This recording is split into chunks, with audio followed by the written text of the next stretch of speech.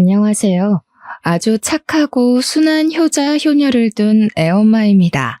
지금 이 자리에서 저는 단순히 내 새끼들 자랑이나 하고자 온 것이 아니고 예비 시모 입장으로서 글을 쓰게 되었다는 점 미리 알려드립니다. 사실 가족이라고 다 잘 살고 화목한 건 아니지 않습니까? 부부가 화합이 잘 되어도 자식 낳고 망하는 가족들도 있고, 자식들이 천사 같은데 오히려 부모들이 못나서 인생 나락으로 가기도 하잖아요. 그렇게 어쩔 수 없는 불행 때문에 가족이란 울타리가 매 순간 지옥인 사람들과 달리 저희 집안은 늘 화목하고 정이 가득한 곳이었습니다. 적어도 예비 며느리를 만나기 전까지는요. 자녀들이 내 마음 같지 않게 엉뚱한 길로 셀 수도 있다고 보는데, 그건 온전히 자녀들이 겪기도 해봐야 할 가시밭길이라고 생각을 해요. 하지만 그 가시밭길 때문에 다른 가족원들에게 피해가 간다면 그건 잘못된 길이라고 판단하고 싶습니다. 제겐 겨우 얻은 예비 며느리가 있는데요. 남의 집 귀한 딸 데려와 함부로 할 생각은 추호도 없던 저는 예비 며느리 소식을 들었을 때 그저 기쁘기만 했습니다. 그런데 그게 제 인생 최대의 고민이 될 줄은 몰랐네요. 전 나름 죄 안 짓고 성실하게 살아왔다고 생각했는데 왜 제게 며느리 복은 주어지지 않은 건지 지나고 보니까 좀 속상하더라고요. 집에 새 식구 하나 들어올 뻔했다는 것만으로도 그저 효자이기만 하던 제 아들이 그렇게나 악의적으로 변할 수 있다는 건 제가 정말 지금 생각해도 아직 가슴 떨리고 무서운 일이에요. 저는 섬에 사는 사람인데요. 남편과 거제에서 살다가 사랑스러운 우리 연년생 자식들을 낳고 섬에 들어가게 되었습니다. 사실상 직장을 옮긴 남편을 따라 섬으로 들어가게 된 거였죠. 남편이 어장 일을 했기 때문에 거제에서 이를 친구 소개로 욕지도라는 섬을 알게 되어 직장을 옮기게 된 거였습니다. 욕지도에는 학교가 중학교까지밖에 없어요. 그래서 저는 중학생 때까지 욕지에서 키우다가 고등학교 때부턴 객지로 보내 애들을 자취시켰습니다. 섬에서 좋은 것만 먹고 좋은 것만 보고 살았는지 우리 애들은 군말 없이 효자 효녀로 잘 자라주었어요. 사교육이 어려운 욕지라는 지역에서 겨우 교회에 아는 지인 딸에게 과외비를 주고 수학을 배우게 한 것 말고는 따로 공부를 시킨 것도 없는데 고맙게도 애들이 알아서 성적 관리까지 잘 하더라고요. 욕지 학교 안에서 1, 2등을 하는 성적이었지만 사실 객지 친구들과 직접 겨뤄보지 않은 성적이기에 저랑 남편은 애들 공부 실력에 관해 큰 기대는 안 했어요. 그런데 이 기특한 애들이 고등학교를 가도 전교 5등 안에서 노는 겁니다.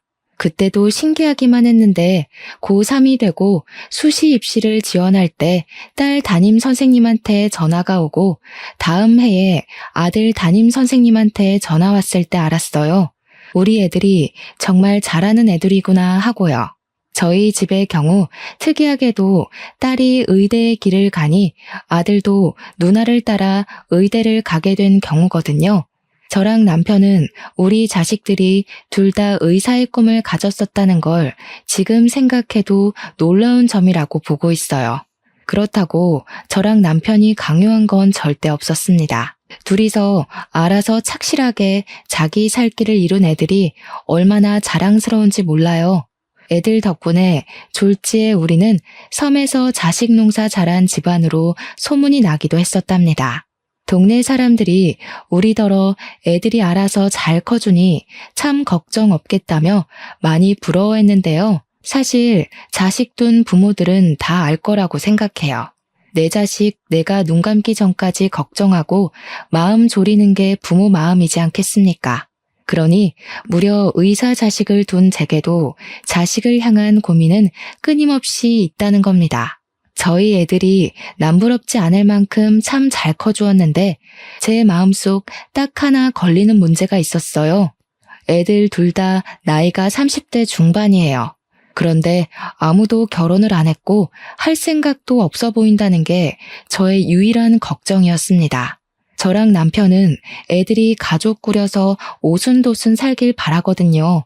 더 이상 우리 뒷바라지는 안 해줘도 되니까 이제 그만 자식들만의 가정을 이뤄서 행복한 미래를 꿈꾸는 모습을 보고 싶은 게 작은 소망이었습니다. 그런데 어떻게 된 게 둘은 똑같이 의사를 하더니 결혼에 관심이 없는 것마저 똑같을 수가 있는지 모르겠어요. 한 녀석이라도 가정을 만든다면 마음이 좀 놓이겠건만 애들은 영 직장일 말고는 관심이 없대요. 제가 한 번씩 애들한테 결혼 얘기를 슬쩍 언급하면 둘 다 하하 웃기만 할 뿐 전혀 이성을 만날 생각이 없어 보였습니다. 제 딸은 산부인과 의사이고 아들은 소아과 의사입니다. 그 말은 즉 가정 이룬 사람들을 빈번하게 만난다는 뜻이기도 하죠. 그렇게 예쁜 아기들을 보고 사이좋은 가족들을 보면서도 애들은 돌부처 마냥 그저 남의 일이라고만 생각하더라고요. 전혀 부럽지가 않대요. 남편은 애들 알아서 잘하니까 그냥 자기 인생 알아서 살게 내버려두라고 하길래 입은 다물고 있었어요. 그렇다고 해서 아예 마음이 놓이지는 않았죠. 그렇게 나이 1살, 2살 먹어가던 중이었어요. 차츰 애들 결혼에 대한 기대를 체념하고 지냈는데 얼마 뒤 제게 깜짝 놀랄 만한 소식이 들어와요. 바로 우리 아들이 결혼하고 싶은 여자가 있다고 고백을 한 것이었어요. 우리 애들이 워낙 효심이 깊어서 주말에 바쁜 시간을 쪼개 매번 섬에 들리는데 한날 저녁 식사를 하면서 예비 며느리가 있다고 말을 해줬습니다. 정말이니? 아이고, 어떤 사람이니? 우리 아들이 선택한 사람이라면 정말 착하긴 하겠구나. 너 아직 레지던트인가 그거라면서 한창 바쁠 텐데 어떻게 인연이 다 되었을까? 같은 일 하는 사람이니? 예비 며느리 소리를 듣는데 얼마나 기대가 되던지 저는 설레는 마음으로 아들에게 이런저런 질문을 했습니다. 아들은 어떤 대답도 못하고 그저 표정만 어둡게 하고 있었는데요. 이상하게도 분위기가 뭔가 말해주길 망설이는 눈치였어요. 아들이 입술을 뗄 때까지 제 속이 얼마나 타들어갔는지 모릅니다. 그리곤 조심스레 예비 며느리에 대해 말하는 아들의 발언에 저는 타들어간 심장을 움켜쥘 수밖에 없었어요. 1분 전까지만 해도 기뻐서 들떴던 제 기분은 금세 바닥을 치고 죽어버렸습니다. 그건 제 딸도 마찬가지였나 봅니다. 딸도 아들의 고백이 황당했는지 참지 못하고 먼저 소리를 빽 질렀어요. 미쳤냐? 미혼모? 야, 네가 뭐가 아쉬워서 애 딸린 여자를 만나? 세상에 많고 많은 여자들이 미혼인데 왜 하필 그런 여자를 만났어? 네가 뭐 하나 하자 했기를 해. 한번 갔다 오기래. 심지어 나이는 또 얼마나 어려워. 그런 식으로 얘기하지 말지. 산부인과 의사라는 사람이 그러고 싶어? 쓸데없는 이유로 신우질 할 생각만 해봐. 나 그런 거 가만 안 놔둬. 아무리 누나라고 해도 내 와이프 될 사람이 먼저야. 듣자 하니 아들은 다름 아닌 애가 하나 있는 아가씨를 좋아하고 있었습니다. 아들 행동을 보면 이미 아들과 예비 며느리는 마음이 깊어진 사이처럼 보였어요. 딸의 만류에 아들이 처음 보여주는 모습으로 화를 내는데 그날 아들이 다른 사람인 줄 알았습니다. 남편은 착잡한 마음을 애써 감추면서 그저 아들의 입장을 이해하려 했지만 저랑 딸은 단번에 인정하기가 어려워서 절대 아들 결혼 허락 못한다고 주장을 했어요. 내가 분명 말했다. 그 결혼 절대 안 돼. 너 그 결혼하는 순간 인생 쪽나. 네가 의사 준비한다고 얼마나 개고생을 했냐? 아니면 너 개인 병원 차릴 때까지 좀 더 기간을 두고 만나보다가 결정하던지 뭐하러 급하게 진행해? 그래, 네 누나 말이 맞다. 왜 하필 그런 어려운 길을 가려고 해? 결혼도 이 사람 저 사람 몇 번 겪어보고 잘 맞는 사람이랑 해야지. 이건 너무 섣부르다 아들아. 아이씨, 왜 엄마랑 누나가 난리야. 언제는 나더러 결혼 좀 하라며. 그래서 하겠다고. 근데 왜 갑자기 결혼한다니까 또 난리야? 내 결혼이야. 똑똑히 말하는데 이 결혼 막으면 나 다신 이 집 안 들어와. 다들 나랑 평생 연 끊고 싶으면 알아서들 해. 아들은 우리가 예비 며느리 얘기를 들으면 당연히 반대할 거란 걸 이미 알고 있는 눈치였습니다. 그러니까 처음부터 더 완강하게 자기 의견을 피력하며 우리가 찍소리도 못할 정도로 무섭게 몰아붙였겠죠. 아들의 횡포는 날이 갈수록 더해졌어요. 저랑 남편이 예비 며느리에 대해 슬쩍 한 소리 얹기만 하려고 해도 이빨을 드러내며 패륜적인 행동을 서슴지 않았습니다. 아들이 솔직히 때리지만 않았지 사실상 눈빛으로 저랑 남편의 목을 조른 거나 마찬가지인 태도를 보였어요. 속상했습니다. 내 아들에게 저런 면모가 있는 줄도 몰랐고 도대체 예비 며느리가 어떤 아가씨길래 우리 아들이 저렇게까지 푹 빠졌나 한편으론 궁금하기도 했어요. 그래서 한날 정말 용기 내어 아들에게 전화를 걸었습니다. 아들이 제 전화를 무시하지 않은 것만으로도 당시에는 감사해야 될 지경까지 간 상태였습니다. 그럼에도 아들의 전화 받은 목소리에는 저항기가 많이 있더군요. 저는 최대한 아들 심기를 안 건드리면서 예비 며느리가 어떤 사람인지 좀 들려달라고 했습니다. 제가 결혼을 허락하겠다고 하니까 그제야 아들이 술술 얘기해 주더라고요. 알고 보니 예비 며느리는 우리 아들과 같이 욕지에서 자란 친구였고 중학교 동창이라고 합니다.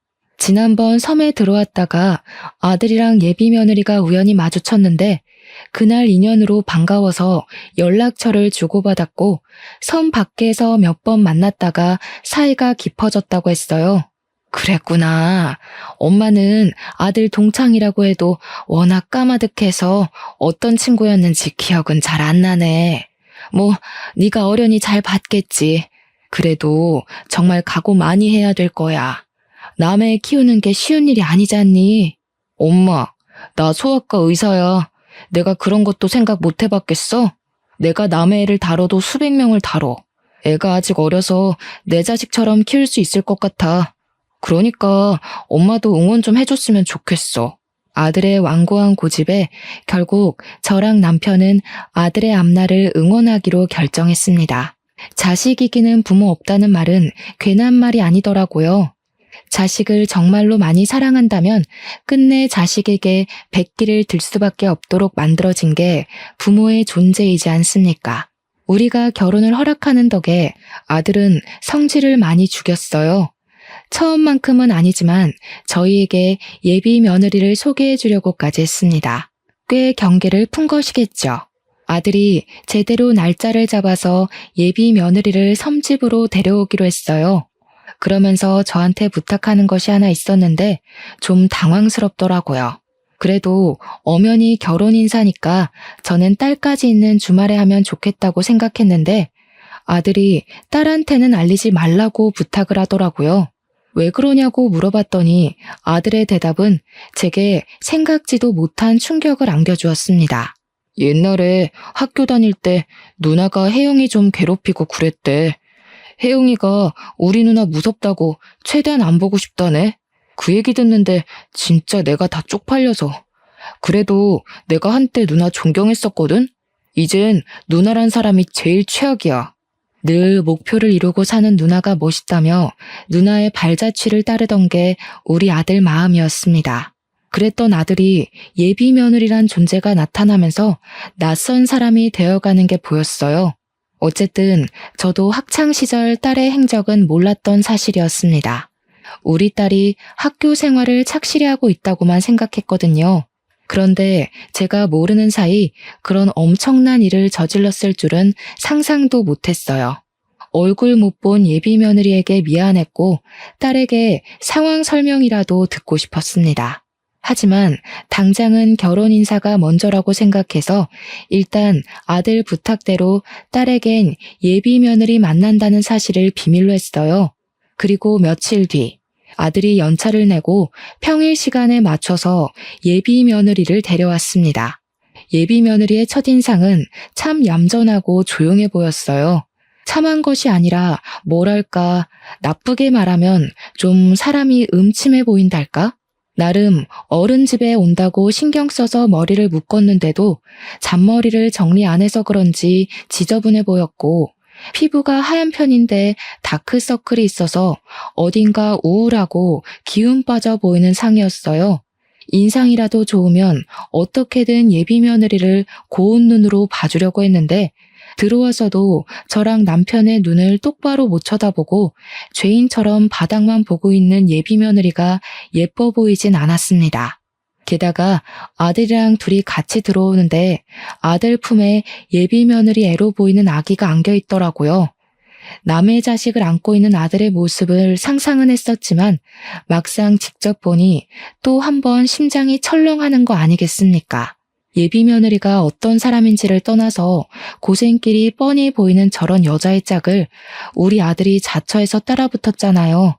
엄마로서 제 아들이 남의 자식 때문에 고생할 생각을 하니까 도무지 마음이 안 좋더라고요. 고개를 왜 그렇게 숙이고 있나. 이렇게 힘든 결혼 마음 먹었으면 더 떳떳하고 당당하게 스스로를 어필해야지요. 그래야 우리가 아가씨 힘든 사정 어떻게든 이해해보고 어울리지 않겠어요? 그래서 아가씨는 부모님 있어요? 삼촌이 하나 있는데 요양병원에 계셔. 너무 몰아붙이지 마.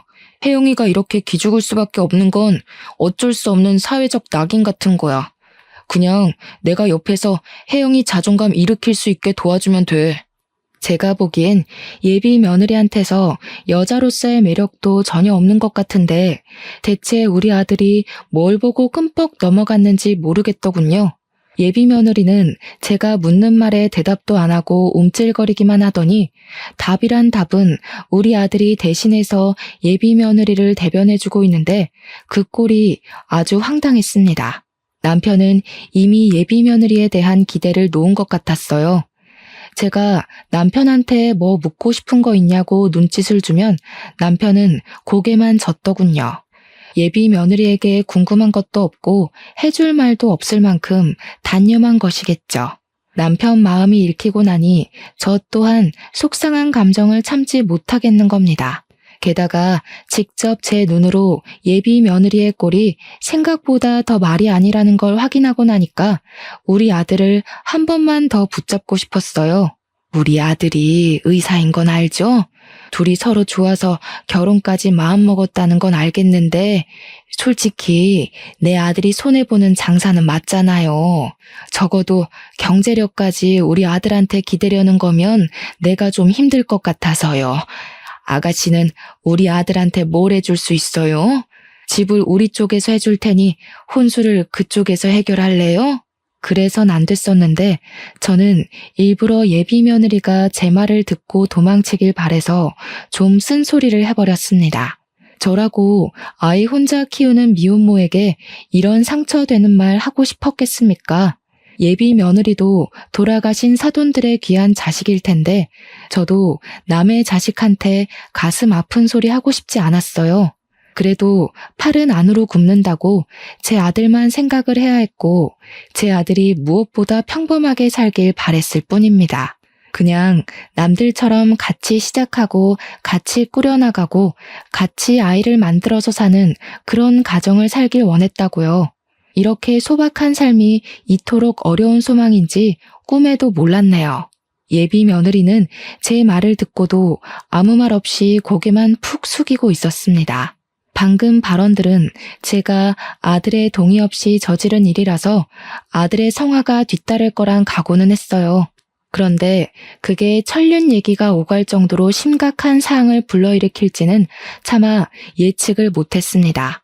내가 이 집에 퍼다 부어준 돈이 얼만데 엄마가 뭔데 내 사람한테 그딴 식으로 짓거려?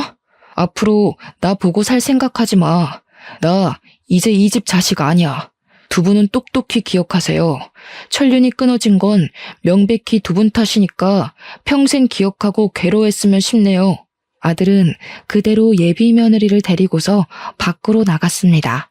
제가 아들을 급하게 따라 나섰다가 아들이 밀치는 바람에 그대로 바닥에 주저앉아 버렸어요. 남편은 저를 쫓아와 부축하면서 이제 그만 아들 인생은 신경 쓰지 말자고, 아들이 저리 매몰차게 얘기를 했어도 말뿐일 거라며 저를 위로했습니다. 그러면서도 남편 또한 아들의 돌변한 모습에 한숨만 쉬더군요. 저는 닭똥 같은 눈물을 흘리면서 남편 품에 안겨 서름을 토로했어요. 순하기만 한 아들이 저렇게 변한 게 서럽고 어디서부터 왜 이렇게 어긋나는지를 도통 몰라서 답답함에 눈물만 나왔어요. 한 번도 말썽 피운 적 없는 아들이었는데 아들 모습이 적응되지 않아 하루하루가 괴로웠습니다. 저는 끝내 이 사실을 딸한테 알리기로 했어요. 한동안은 아들 생각에 끙끙 앓느라 딸 생각은 전혀 못하고 있었는데 딸한테서 안부 문자가 오는 덕에 딸에게 하소연하기로 마음을 먹었던 겁니다. 딸한테 전화를 했더니 딸이 바로 저의 울적한 목소리를 알아채더군요. 그래서 그간 있었던 사정을 모조리 말해주었는데 딸이 예비 며느리를 상대로 쌍욕을 하면서 어이없어 하더라고요. 그리곤 곧 제게 자기 학창시절 때 있었던 예비 며느리의 실체를 말해주었는데요. 와, 진짜로 걔가 걔래? 완전 어이없다. 걔 도벽 있었어. 학교에서 얼마나 유명했는데. 내가 엄마한테 한 번 말한 적 있을 텐데. 걔가 여자애들 생리대며 화장품이며 얼마나 훔쳐갔는지 알아? 여선생님 안경까지 훔쳐서는 그 선생님 바로 다음 해에 나가버렸잖아. 그년 설마 내 동생이 의사인 거 알고 일부러 들러붙은 거 아니야? 딸의 말을 듣고 좀 놀랐습니다. 분명 예비 며느리가 우리 딸한테 괴롭힘을 당했다고만 들었는데 딸의 얘기를 들어보니 예비 며느리는 스스로 왕따를 자처했던 거였어요. 그걸로 모자라 오히려 자기의 왕따 처지를 잘도 이용했는데 일부러 교실에 혼자 있는 시간 많이 만들고는 혼자 남았을 때 절도를 여러 번 저지른 것 같았습니다. 심지어 제 딸 물건까지 훔쳤다가 딸이 예비 며느리 머리채를 뜯고 싸운 적 있었다네요. 그 사건은 제가 기억이 나더라고요. 제가 그 일로 딸 때문에 학교 가서 선생님을 만난 적이 있거든요. 당시 그 학생은 우리 딸 머리핀을 들고서 자기 거라고 뻔뻔하게 우기고 있는 상태였습니다. 제가 그냥 그 학생한테 새 머리핀을 살 수 있는 용돈을 주면서 상황이 무마되었던 걸로 기억해요. 그런데 그때 그 억측스러운 학생이 제 예비 며느리라는 게 너무 충격이었어요. 물론 도벽이란 거 과거일 뿐이고 철없는 시절 저질렀던 실수였을 수도 있죠. 하지만 그건 남의 일일 때나 너그럽게 이해해 줄 수 있는 거고요. 제 아들 배우자로 과거 도벽 이력이 있는 여자가 들어선다는 게 또 용납할 수가 없는 겁니다. 그래서 이 사실을 아들한테 알려주려고 잘할 줄 모르는 문자까지 이웃집 자식한테 배워서 장문의 글을 전송했습니다. 그랬더니 바로 아들에게서 쌍욕 문자가 날라오더군요. 자기는 이제 엄마 없다면서 연락하지 말라길래 저는 철렁 내려앉는 심장을 부여잡고 주저앉았습니다. 언젠가는 으스러질 길로 향하는 아들을 이대로 내버려 둬야 하는 건지 어쩔 도리가 없어서 난생 처음으로 인생의 막막함을 느꼈어요. 남편은 여전히 어쩔 수 없는 일이라고 아들도 직접 지옥을 겪고 혼쭐 나봐야 된다며 내버려 두자고 했는데도 이게 아빠 마음과 엄마 마음은 또 다르거든요. 남편은 자기 자식을 강하고 따끔하게 혼내서 올바른 길로 인도하고 싶겠지만 엄마인 저는 내 자식이 최대한 나쁜 길은 피해가도록 알려주고 싶은 마음이 컸어요. 그렇게 며칠간 소가리를 한 끝에 저는 결국 남편에게 한 가지 부탁을 했습니다. 바로 아들 있는 객지로 좀 나갔다 오자는 마지막 몸부림이었죠. 남편도 아들 내버려 두라면서 신경 안 쓰는 척해도 속은 그게 아닌가 보더라고요. 아들 인생이 나락으로 가고 있는 게 뻔히 보이니까 마음에 걸렸는지 제 제안을 흔쾌히 수긍했습니다. 저는 아들이 아닌 딸한테 물어 아들 자취방 주소를 얻었어요. 당시 아들이 제 연락을 일절 무시했거든요. 딸은 처음엔 저희가 아들 집에 찾아가는 걸 말렸습니다. 아들이 지금 눈깔 돌아서 부모도 모른다고 이대로 갑자기 찾아가면 무슨 폐륜을 저지를지 모른다는 얘기였어요. 하지만 저는 그 정도는 감당할 수 있다는 생각으로 아들 집을 찾아간 겁니다. 이대로 일이 잘못되면 영영 우리 아들을 보고 살 수 없을지도 모를 것이고 결국 돌아올 수 없는 강을 건넌 아들의 밑바닥까지 확인하는 꼴만 되겠죠. 최악의 최악까지 예측을 했고 마음을 계속 다스렸습니다. 아들이 저희를 영원히 안 보고 살지언정 저는 아들에게 마지막 경고를 때려야 될 것 같았어요. 딸도 할 일 마치고 아들 집으로 바로 출발하겠다고 하더라고요. 저는 이번에 진짜 마지막으로 아들을 붙잡아보고 정말 안 되면 아들을 놓아주기로 결단 내리며 아들이 지내고 있는 부산 집을 찾아갔습니다. 문전박대 당할 각오를 하고 초인종을 눌렀더니 안에서 갑자기 쿵쾅대며 난리가 났더라고요. 한참이나 별다른 기척 없다가 뒤늦게 문이 확 열렸는데 우리 아들 집에서 나온 사람은 아들이 아닌 예비 며느리였습니다. 예비 며느리도 문 열기 전 인터폰으로 저를 확인 안 하고 문을 연 건지 깜짝 놀라더라고요. 놀란 건 저도 마찬가지였어요. 당연히 제 아들이 내다볼 줄 알았거든요. 어머님이 여긴 어쩐 일이세요? 오시는 거면 연락을 하셨어야죠. 오빠한테 연락하고 오신 거예요? 아닌데. 오늘 아침까지도 오빠한테서 별말 없었는데. 아들이 연락을 안 받으니 할 말이 있어도 할 수가 있어야죠. 그런데 아침이라니? 설마 둘이서 동거하는 건 아니죠? 예비 며느리는 그저 제 질문보다는 다른 곳에 신경을 두고 있는 듯 했습니다. 제 질문에 옳게 대답 못하고 동문서답하는 걸 보니 어딘가 모르게 뒤 구린 징조가 느껴졌어요. 게다가 며느리의 편한 옷차림을 보니까 동거를 하고 있는 사실이 맞는 것 같더라고요. 저는 예비 며느리에게 더 묻지 않고 그냥 눈으로 보는 게 나을 것 같아서 제 앞을 막아서고 있는 예비 며느리를 밀어내고 안으로 들어갔습니다. 그리고 저는 거실에서 걸음을 세울 수밖에 없었죠. 예비 며느리가 왜 그렇게 정신 딴 데 팔린 사람처럼 행동했는지 그 이유가 눈앞에 서 있었기 때문이었어요. 들어갔더니 있어야 될 우리 아들은 없고 웬 백팩을 맨 아저씨가 하나 서 있더라고요. 저랑 남편이 예비 며느리한테 누구냐고 의심의 눈초리로 물었더니 예비 며느리가 당황하면서 삼촌이라고 하는 겁니다. 삼촌은 요양병원에 계신다고 하지 않았니? 왜 주인도 없는 집에 객식구가 들어와서 주인 행세를 하고 있는 건지 모르겠네. 아들도 아는 사실이야? 그럼요. 제가 오빠 허락도 안 받고 아무나 드렸을까 봐요. 그리고 저희 삼촌 크게 몸 안 좋은 거 아니라서 외출도 가능해요. 삼촌, 이제 그만 가봐. 나는 어머님 아버님 모셔야 돼서. 예비 며느리는 성급하게 그 아저씨를 쫓아내려고 했습니다. 저희가 예비 며느리의 적극적인 태도를 그날 처음 봤거든요. 당연히 말도 잘 못하고 사회성도 부족해 보였는데 그날 다시 만난 예비 며느리를 보니 과거에 제 딸과 머리채를 뜯고 싸웠다는 학생과 겹쳐 보이더라고요. 그 아저씨는 우리에게 슬쩍 인사만 하고 후다닥 신발장으로 뛰어갔어요. 그때 아저씨가 가방 지퍼를 덜 잠갔는지 가방 안에서 뭔가가 떨어졌는데요.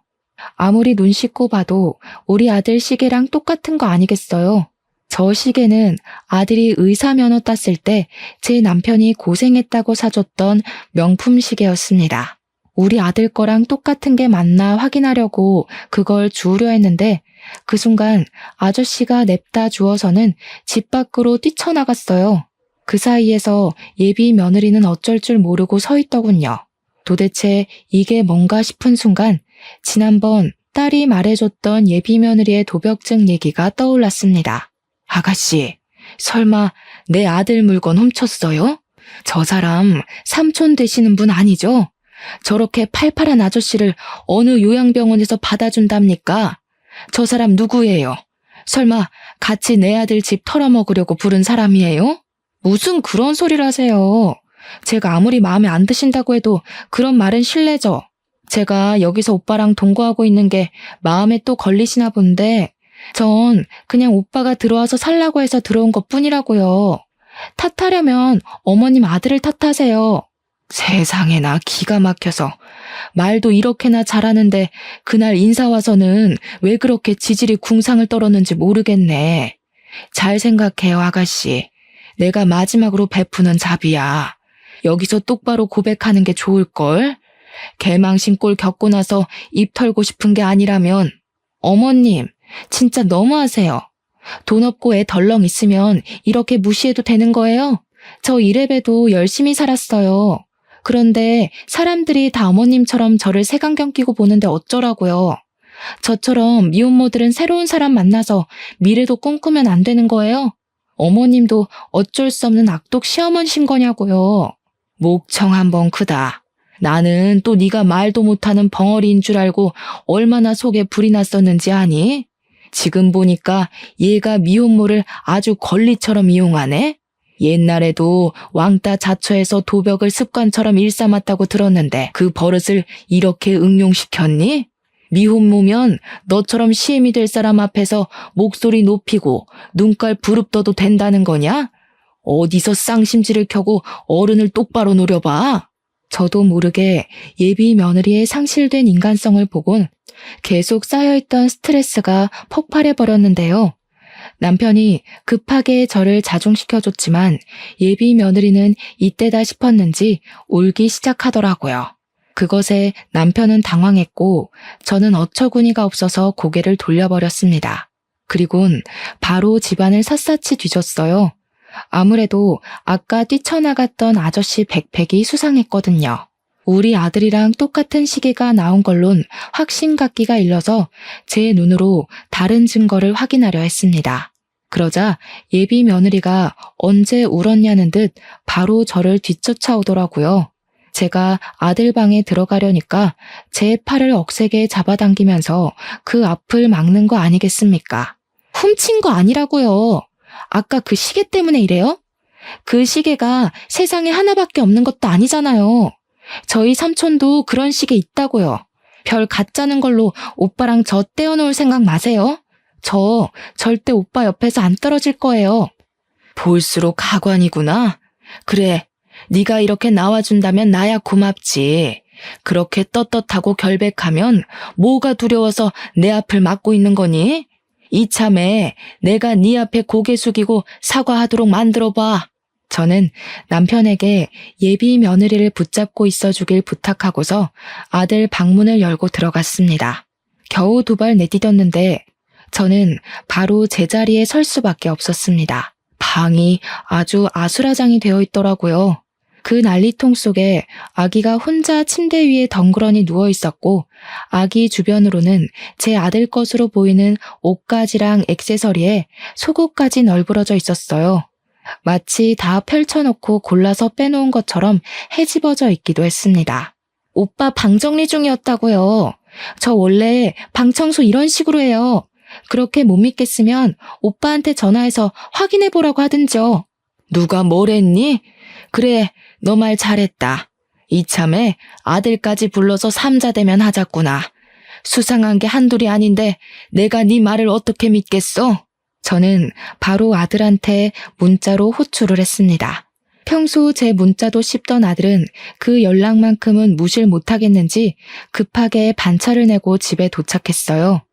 아들이 엉망으로 되어 있는 집안 꼬락서니를 보고는 제가 예비 며느리한테 해코지라도 한 줄 알더라고요. 아들을 불러낸 건 저였는데 정작 아들은 저한테 화나서 소리를 냅다 질렀습니다. 누가 당신 아들이야? 내가 더 이상 당신 아들 아니라고 했지? 혜영이 없으면 내 인생도 없는 거라고. 대체 몇 번을 말해줘야 알아쳐먹을 거야? 이 집 당신들이 해준 거라서 생식이라도 내고 싶었어? 어차피 명의가 내 거라서 내 집이라고 우기면 그만이야. 당장 내 집에서 나가. 아들이 미친 사람처럼 저한테 달려들어 목청을 높였는데 눈가에 불끈 힘이 들어간 아들의 눈빛에 저는 그만 겁을 먹고 말았습니다. 심장이 강하게 조여오면서 숨을 쉬는 게 어려워졌죠. 그러자 남편이 나섰는데 남편은 생전 자식들한테 손찌검은 안 하는 사람이거든요. 그런데 그날 처음으로 아들 뺨을 날렸어요. 한 대로 부족해 2대까지 날린 후 마지막엔 아들의 가슴팍을 강하게 밀쳐 중심을 넘겨뜨렸습니다. 이 머저리 같은 놈, 내가 너를 이따위로밖에 못 키운 게 죄지. 어디다 대고 엄마한테 큰 소리야? 그렇게 여자가 좋으면 이 집 갖고 영영 사라져버려. 내가 너 당장 호적에서 파버릴 거야. 이 불효새끼 같으니라고. 아들도 평생 부모한테 맞은 적이 없었다 보니 자기 아빠한테 맞은 게 나름 충격이었나 봅니다. 그리고 제 남편은 웬만해서 애들 삶에 크게 간섭질하는 부모가 아니었거든요. 어떻게든 애들 선택을 존중해 주려고 한없이 이해를 하는 사람이란 말이죠. 그런 아빠가 자기에게 손을 올렸으니 아들 되는 입장에서 얼마나 놀랐겠습니까? 저도 놀랐는걸요. 근데 우리가 아들 눈이 돌아도 단단히 돌아 있었던 걸 몰랐어요. 남편의 손찌검이 아들의 반항기를 더 끌어올린 셈만 돼버렸습니다. 벌떡 일어난 아들이 남편에게 무섭게 돌진해서 남편의 멱살을 잡았는데요. 한 대 칠 기세로 주먹까지 올리길래 제가 급하게 아들 팔을 붙잡으며 말렸습니다. 당연히 남자 2사람을 제 힘으로 감당하기가 벅차잖아요. 그래서 급한 불부터 끄기 위해 예비 며느리에게 도움을 청했거든요. 그런데 그때 제가 못 볼 꼴을 보고 말았지 뭡니까. 제가 예비 며느리에게 당장 와서 말리라고 소리치던 그 순간 예비 며느리의 표정이 너무 소름이었습니다. 그녀 얼굴에서 이미 내 아들은 자기한테 눈이 멀었으니 부모님 같은 거 안중에 없다는 확신을 담고 있는 모습이었어요. 아주 뻔뻔하게 저를 보고 비소를 슬쩍 올리는데 순간 제 손에서 힘이 빠져버렸습니다. 살면서 등골에 소름이 쫙 돋는 경험을 그날 처음 했어요. 예비 며느리가 정말 사람처럼 안 보였죠. 그리곤 그 두려운 마음이 곧 아들에 대한 원망으로 바뀌게 되더라고요. 이렇게 변해버린 아들이 너무 미워서 저는 결국 아들을 두들겨 패기 시작했고 더 이상 너희들 사이에서 손 뗄 테니까 제발 저리 나가 떨어지라고 고래고래 소리를 질렀습니다. 그러자 제 말에 불씨가 확 죽은 아들이 순순히 물러났어요. 그리곤 꼴도 보기 싫으니 바로 나가라고 하더군요. 결국 제가 예상했던 최악의 최악을 더한 일이 발생해버린 셈이었어요. 아들은 저희더러 자길 호적에서 빼든 말든 알아서 하고 다시는 콧배기도 비추지 말라고 했죠.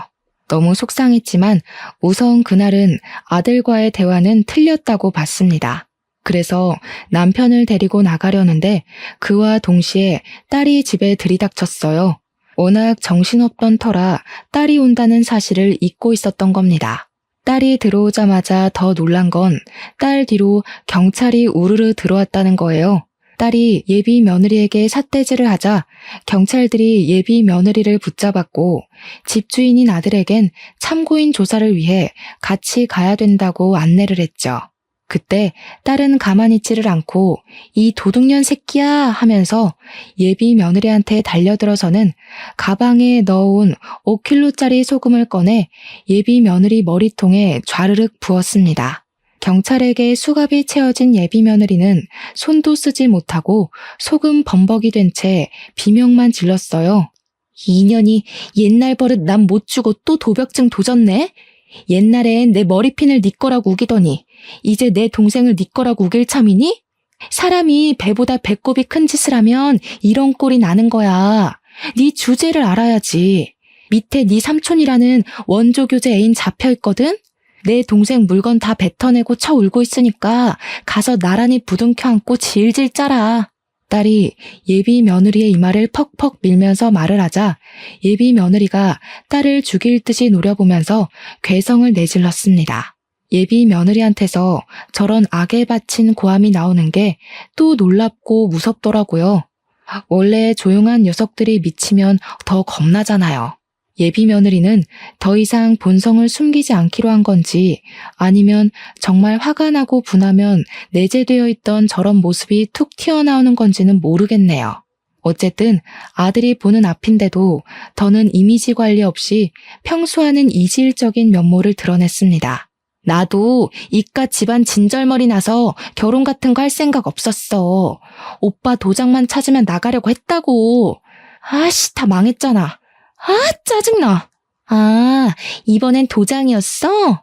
나이가 먹으니까 스케일이 커졌다? 그럼 네 말은 내 동생한테 일부러 접근했다는 거네.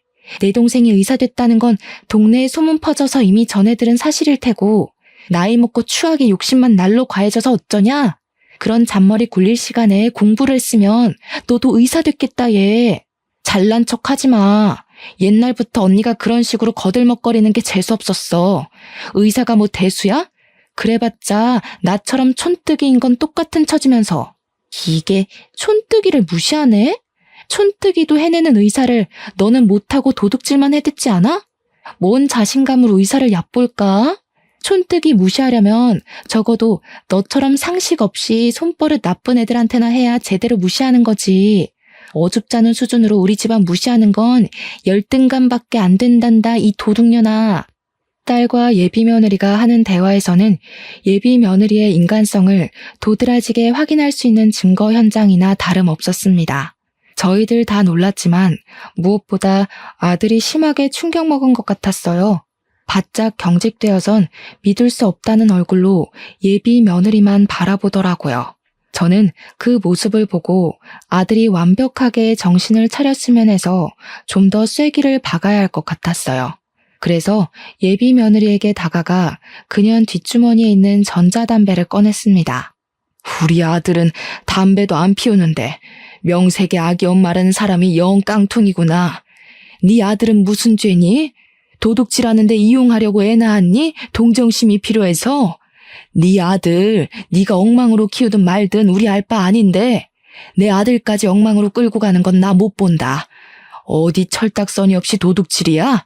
가서 콩밥 처먹으면서 반성해. 저는 전자담배를 예비 며느리 입에 쑤셔 넣어주고 경찰에게 그만 가봐도 좋다고 했습니다. 아들은 참고인으로 같이 동행하면서도 내내 얼이 빠져 있었어요. 아들이 돌아올 때까지 우리 식구는 전부 아들 집에서 잠자코 기다렸는데 아들이 다 늦은 밤이 되어도 귀가를 안 하는 겁니다. 혹시라도 우리에게 실수한 것 때문에 자책을 심하게 해서 엉뚱한 생각이라도 할까봐 갑자기 무섭더라고요. 연락까지 안 되니까 점점 불안해져서 저는 바로 아들 찾아 나가보려고 자리를 박차고 일어났습니다. 남편이랑 딸도 불안했던 건 마찬가지였나 봐요. 다들 군말 않고 집을 나서려고 했습니다. 그런데 현관문을 여는 순간 내려가는 계단 쪽에서 웬 사람이 하나 앉아있더라고요. 네, 제 아들이었습니다. 잠깐이나마 불안했던 마음을 쓸어내리면서 저는 급하게 어두운 곳에 홀로 있는 아들에게 향했어요. 아들은 울고 있었습니다. 죄송해요. 제가 용서받지 못할 짓을 저질렀어요. 아무리 돈에 미쳐도 엄마 아빠한테 그러면 안 되는 거였는데. 나 버려도 엄마 아빠 탓 안 할게.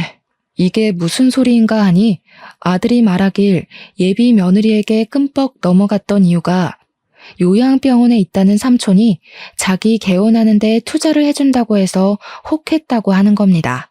그런데 경찰서에서 조사를 하다가 알아낸 건데 이미 삼촌이란 존재는 돌아가시고 없었대요. 그러니까 결국은 제 아들을 깨어내기 위한 예비 며느리의 큰 그림이었던 거죠. 예비 며느리는 함께했던 원조교제 아저씨랑 나란히 절도죄 형량을 받고 구속 처리가 되었습니다. 모든 게 처리된 이후 아들은 우리에게 진심으로 사죄하고 고개를 숙였어요. 저희 식구는 아들의 잘잘못은 정확히 따져주었고 용서는 그 뒤에 받아주었습니다. 앞으로 미안한 만큼 가족한테 잘하면 되는 거라고 버리네 마네 소리 같은 건 하지 말라고 말이죠. 그날 이후 아들에게선 큰 변화가 찾아왔어요. 가족에게 둘도 없는 효자 아들로 돌아와 준 건 다행이었지만 아들이 여자를 무서워하게 된 겁니다. 예비 며느리의 일을 평생 반성하면서 비혼주의를 선언해버리고 말았어요. 저희는 그저 아들에게 앞으로 결혼할 배우자에 대해 조심하라고 했지 결혼하지 말라는 게 아니었거든요. 아무래도 아들에겐 이번 일이 꽤나 큰 트라우마로 남을 것 같습니다. 아들이 아무 생각 없이 일만 하고 싶다네요. 세월이 우리 아들의 마음을 치료해 줄 거라고 믿는 것밖엔 따로 수쓸 방법은 없을 것 같아요. 정말 별난 예비 며느리 한번 겪고 나니까 괜히 저도 애들한테 결혼을 부추긴 행동을 조금 자중하게 되었어요. 사실 결혼이 인생의 전부가 아닌데 제가 너무 결혼에 큰 의의를 두고 있었던 듯 싶습니다. 결혼은 해도 되고 말면 말고의 풍습뿐이잖아요. 앞으로는 우리 가족끼리 있을 수 있는 이 귀한 시간에 감사하면서 하루하루를 의미 있게 보내려 합니다. 제가 바라는 건 자녀들이 저의 곁을 결혼해서 떠나는 게 아니라 저의 곁에서 즐거운 웃음 많이 보여주며 시간을 보내는 것이란 걸 이제야 깨달았네요. 새 식구도 좋지만 다들 저와 다르게 본래 내 혈육을 아끼고 존중하는 분들이 되셨으면 해요. 제 사연은 여기까지입니다. 긴 글 들어주셔서 너무 감사드려요. 항상 행복한 날 되셔요.